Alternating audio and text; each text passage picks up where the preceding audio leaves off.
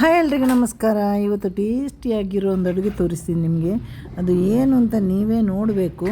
ಅದು ಟೇಸ್ಟಿ ಇದೆ ಮತ್ತು ಅಷ್ಟು ಆರೋಗ್ಯಕರವಾಗಿದ್ದು, ಹಾಗೆ ನೋಡ್ಕೊಂಡು ಬರುವ ಬನ್ನಿ. ಇವತ್ತಿನ ರೆಡ್ ಗ್ರೇವಿಗೆ ನೋಡಿ, ಇಲ್ಲಿ ಸಮುದ್ರ ಸಿಗಡಿ ತಗೊಂಡಿದ್ದೇನೆ. ಎಷ್ಟೆಷ್ಟು ದೊಡ್ಡದಿದೆ. ಇವತ್ತು ಗ್ರೇವಿಗೆ ನಾನು ತಲೆ ಹಾಕೋದಿಲ್ಲ, ತಲೆಯನ್ನು ಬೇರೆಯೇ ಒಂದು ಮಾಡಿ ತೋರಿಸ್ತೇನೆ ನಿಮಗೆ. ಮೊದಲು ಇದನ್ನು ಕಟ್ ಮಾಡುವಲ್ಲ, ಇದರ ತಲೆಯನ್ನೆಲ್ಲ ಬೇಗನೆ ಕಟ್ ಮಾಡುವ.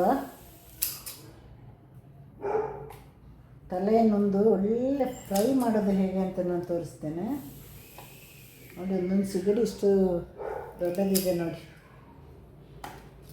ಇದನ್ನೆಲ್ಲವನ್ನು ಈಗ ಮೊದಲು ತಲೆಯನ್ನು ಸಪ್ರೇಟ್ ಮಾಡಿಬಿಡುವ. ಹಿಂದೆ ನಾನು ಬೇರೆ ಬೇರೆ ರೀತಿಯಲ್ಲಿ ತೋರಿಸಿದ್ದೀನಿ. ಇದು ಒಂಥರ ಡಿಫ್ರೆಂಟ್ ಶೈಲಿಯ ಗ್ರೇವಿ, ಬಹಳ ಟೇಸ್ಟಿ ಗ್ರೇವಿ. ಇವಾಗ ನೋಡಿ, ತಲೆ ಮತ್ತು ಬಾಡಿ ಸಪ್ರೇಟ್ ಮಾಡಿದೆ.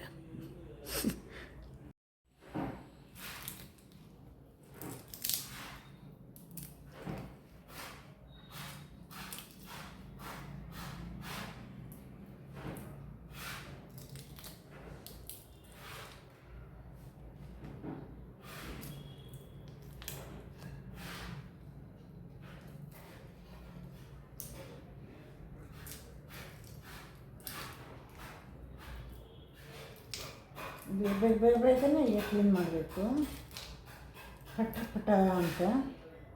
ತುಂಬ ಇಷ್ಟ ನನಗೆ ಸಿಗಡಿ ಕ್ಲೀನ್ ಮಾಡೋದಂದರೆ. ಒಂದೊಂದನೇ ಹೀಗೆ ಮಾಡ್ತಾ ಹೋಗುವ.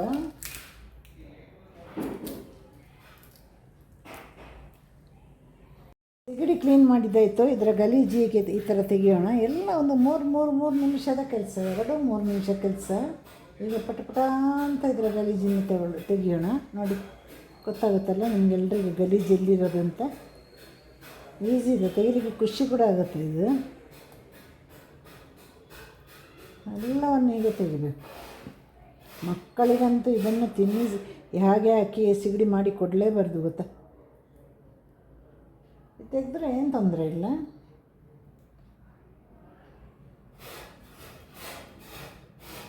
ಒಂದೊಂದರಲ್ಲಿ ಇರೋದೇ ಇಲ್ಲದಿದ್ದರೆ ಹಾಗೆ ಬಿಟ್ಟುಬಿಡಿ. ಚಿಕ್ಕದ್ರಲ್ಲಂತೂ ನಮಗೆ ಕಾಣಲಿಕ್ಕೆ ಸಿಗೋದಿಲ್ಲ. ನೂಲು ಥರ ಇದೆ, ಅದನ್ನು ಕೂಡ ತೆಗಿಲೇಬೇಕು. ಒಂದೊಂದರಲ್ಲಿ ಏನು ಇರೋದಿಲ್ಲ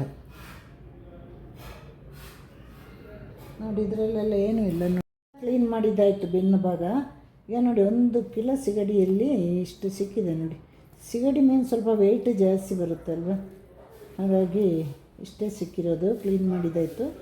ಇದನ್ನು ಇವಾಗ ಸರಿಯಾಗಿ ತೊಳೆದು ಬರ್ತೇನೆ ನೋಡಿ. ಒಂದು 3 ಸಲ ತೊಳೆದಿದ್ದು ಕೂಡ ಆಯಿತು. ಇನ್ನು ಇದಕ್ಕೆ ಮಸಾಲೆಗೆ ರೆಡಿ ಮಾಡುವ. ಇಲ್ಲಿ ಹುರಿದಿಲ್ಲ, ಏನಿಲ್ಲ, ತೊಳೆದಿಟ್ಟ ಒಂದು 6 ಬ್ಯಾಡಗಿ. ಇಲ್ಲಿ ಹುರಿದಿಲ್ಲ, ಏನಿಲ್ಲ, ಒಂದು 6 ಉರಿಯಾದ ಬ್ಯಾಡಗಿ ಮೆಣಸನ್ನು ತಗೊಂಡಿದ್ದೇನೆ. ಈಗ ಅದನ್ನು ನೀರು ಹಾಕಿ ಪೇಸ್ಟ್ ಮಾಡಿ ಬರುವ. ಈಗ ಸಿಗಡಿಗೆ ಬೇಕಾಗಿರೋ ಪೇಸ್ಟ್ ಆಗಿದೆ, ಬರೀ ಬ್ಯಾಡಗಿ ಮೆಣಸು ಮಾತ್ರ. ಈಗ 1 ಕಿಲೋ ಸಿಗಡಿಗೆ ನಾನು ಇಷ್ಟು ಸಾಮಗ್ರಿಗಳನ್ನು ತೆಗೆದಿಟ್ಟಿದ್ದೇನೆ. ಇಲ್ಲಿ ನೋಡಿ, 2 ಈರುಳ್ಳಿ ಮೀಡಿಯಮ್ ಸೈಜು, ಇಲ್ಲಿ ಚಿಕ್ಕ 2 ಟೊಮೆಟೊ, ಒಂದು ಸ್ವಲ್ಪ ಕರಿಬೇವು ಸೊಪ್ಪು, ಹಾಗೆ 1 ಅಂಗುಲ ಶುಂಠಿ, ಒಂದು ಅರ್ಧ ಲೆಮನ್, ಹಾಗೆ 1 ಗಡ್ಡೆ ಬೆಳ್ಳುಳ್ಳಿ, ಒಂದು 4-5 ಹಸಿಮೆಣಸಿನಕಾಯಿ ಕಟ್ ಮಾಡಿದ್ದೇನೆ, ಕೊತ್ತಂಬರಿ ಸೊಪ್ಪು. ಹೇಗೆ ಮಾಡೋದು, ಪ್ರಿಪೇರ್ ಮಾಡೋದು ಹೇಗೆ ಅಂತ ನೋಡುವ. ಈಗ ಪಾತ್ರೆ ಬಿಸಿಯಾಗಿದೆ, ಮಣ್ಣಿನ ಪಾತ್ರೆ. 2 ಚಮಚ ಎಣ್ಣೆ ಹಾಕುವ. ಇದಕ್ಕೆ ಯಾವುದೇ ನೀರು ಹಾಕುವಾಗಿಲ್ಲ. ಈಗ ಎಣ್ಣೆ ಬಿಸಿಯಾಗಿದೆ, ನಾವು ಈರುಳ್ಳಿಯನ್ನು ಹಾಕುವ. ಈರುಳ್ಳಿಯನ್ನು ಚೆನ್ನಾಗಿ ಫ್ರೈ ಮಾಡಬೇಕು.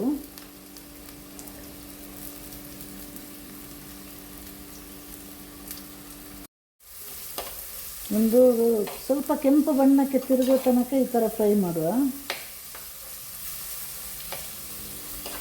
ಸ್ವಲ್ಪ ಬಣ್ಣ ಚೇಂಜ್ ಆಗುವಾಗ ನಾವು ಹಸಿಮೆಣಸಿನಕಾಯಿನ ಕೂಡ ಹಾಕಿ ಚೆನ್ನಾಗಿ ಫ್ರೈ ಮಾಡುವ. ಈಗೆಲ್ಲ ಹೈ ಫ್ಲೇಮಲ್ಲಿ ಇಟ್ಟಿದ್ದೇನೆ ನಾನು. ಕತ್ತರಿಸಿದ ಬೆಳ್ಳುಳ್ಳಿ ಮತ್ತು ಶುಂಠಿಯನ್ನು ಕೂಡ ಹಾಕ್ತಾ ಇದ್ದೇನೆ. ಇದನ್ನು ಕೂಡ ಫ್ರೈ ಮಾಡಬೇಕು ಒಂದು 2-3 ನಿಮಿಷ. ಎಲ್ಲವನ್ನು ಕೂಡ ಹಾಕ್ತಾ ಫ್ರೈ ಮಾಡ್ತಾ ಹೋಗಬೇಕು. ಈಗ ಹಸಿ ವಾಸನೆ ಹೋದ ಮೇಲೆ ಟೊಮೆಟೊವನ್ನು ಕೂಡ ಹಾಕಿ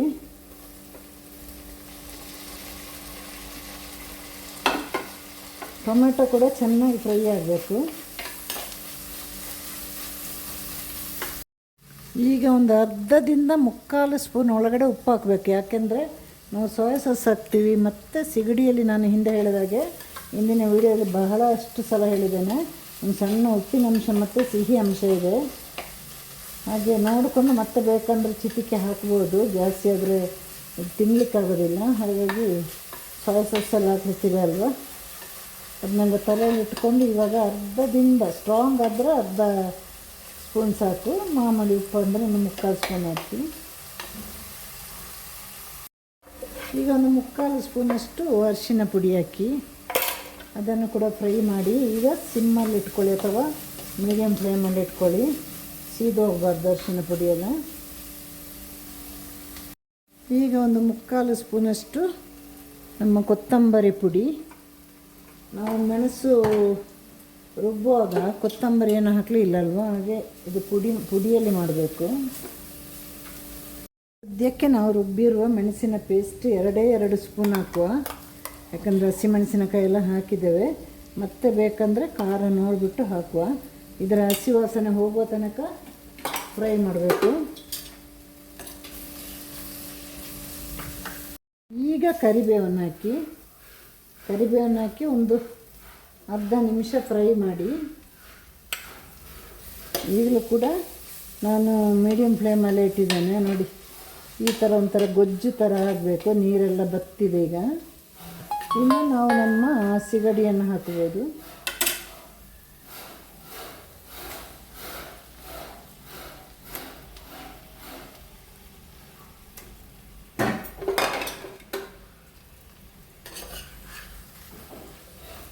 ಚೆನ್ನಾಗಿ ಮಿಕ್ಸ್ ಮಾಡಿ.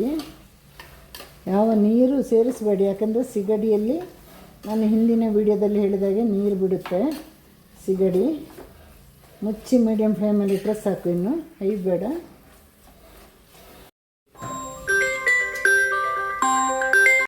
ಇವಾಗ ಮುಚ್ಚಳವನ್ನು ಮುಚ್ಚಿ ಈಗ ನೋಡುವ. ನಮ್ಮ ಗ್ರೇವಿ ನೋಡಿ ನೀರು ಬಿಟ್ಟಿದೆ ನೋಡಿ, ನಾನು ಹೇಳೋದಲ್ಲ, ಯಾವುದೇ ನೀರು ಇಷ್ಟು ನೀರು ಬಿಡಬೇಕದು.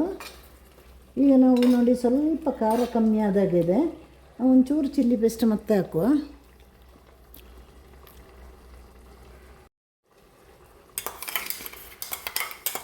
ನಾನು ಎಷ್ಟು ರುಬ್ಬಿದ್ದೀನಿ ಅಷ್ಟು ಚಿಲ್ಲಿ ಪೇಸ್ಟನ್ನು ಹಾಕಿದೆ.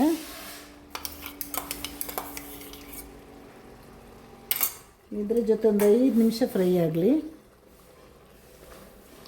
ಹಿಟ್ಟಿನ ಮಲಯಾಳಂ ಬಂತು ನನಗೆ. ಸಿಗಡಿ ಲೆಕ್ಕಕ್ಕಿಂತ ಜಾಸ್ತಿ ಎಲ್ಲ ಬೇಯಬಾರ್ದು, ಲೆಕ್ಕ ಇದೆ ಅದಕ್ಕೆ. ಈಗ ಚಿಕ್ಕ 1 ಸ್ಪೂನಷ್ಟು ಸೋಯಾ ಸಾಸ್ ಹಾಕಿದೆ. ರೆಡ್ ಚಿಲ್ಲಿ ಸಾಸು ಅದು ಕೂಡ 1 ಸ್ಪೂನಷ್ಟೇ ಹಾಕಿದೆ. ಹಾಗೆ ಒಂದು 3/4 ಸ್ಪೂನಷ್ಟು ಸಾಕು. ಟೊಮೆಟೊ ಸಾಸಿಗೊಂದು ಸ್ವೀಟ್ ಇದೆ ಅಲ್ವಾ, ಇದನ್ನು ಹಾಕಿ ಈಗ ಮತ್ತೆ ಮಿಕ್ಸ್ ಮಾಡಬೇಕು. ಈಗ ಈ ಫ್ಲೇಮಲ್ಲಿ ಇಟ್ಕೊಳ್ಬೇಕು.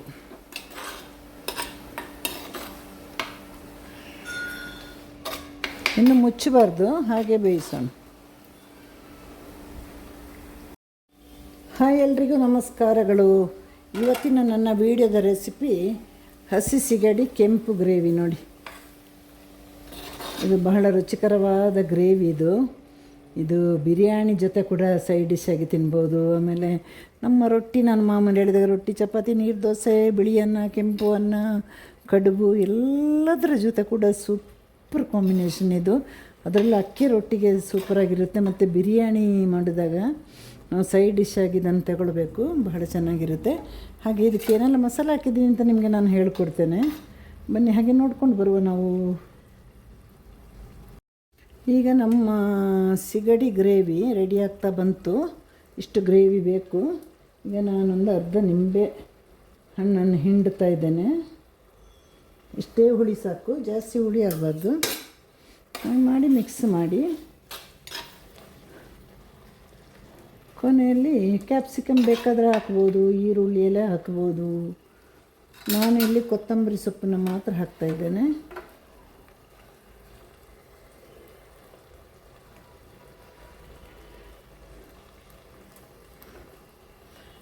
ಹಾಗೆ ನಮ್ಮ ಸಿಗಡಿಯ ಕೆಂಪು ಗ್ರೇವಿ ರೆಡಿ ಆಯಿತು.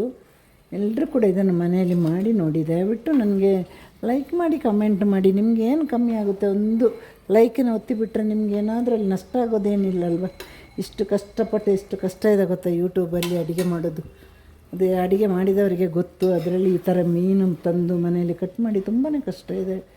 ಆದರೆ ಕಷ್ಟಪಡಬೇಕಲ್ವ, ಅದೇ ಅಲ್ವ ಜೀವನ. ಹಾಗೆ ಎಲ್ಲರೂ ಲೈಕ್ ಮಾಡಿ, ಶೇರ್ ಮಾಡಿ, ಕಮೆಂಟ್ ಮಾಡಿ, ಮತ್ತಷ್ಟು ಸಪೋರ್ಟ್ ಮಾಡಿ. ಇನ್ನೊಂದು ಒಳ್ಳೆಯ ವಿಡಿಯೋದಲ್ಲಿ ನಾವು ಮೀಟ್ ಆಗೋಣ. ಎಲ್ರಿಗೂ ಇವತ್ತಿನ ದಿನ ಒಳ್ಳೆಯದಾಗಲಿ.